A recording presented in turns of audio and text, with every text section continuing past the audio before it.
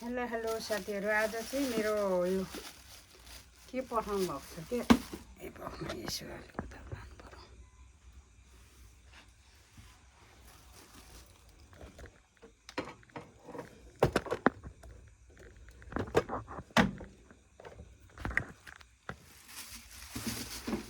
Hello साथी, आज चाहिँ मेरो हस्बेन्डले चक्लेट पठाउनु भएको अरे क्या।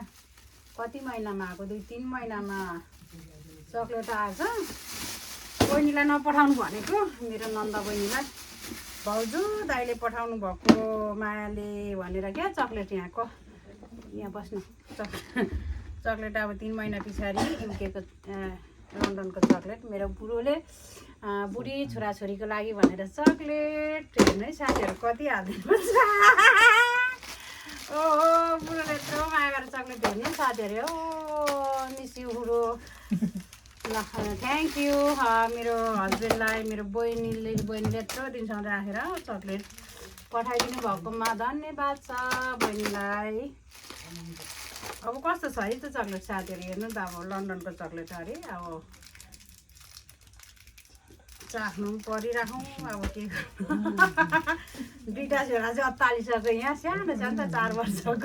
चक्लेट खाने भनेर हेर्नु साथीहरू, यो चक्लेट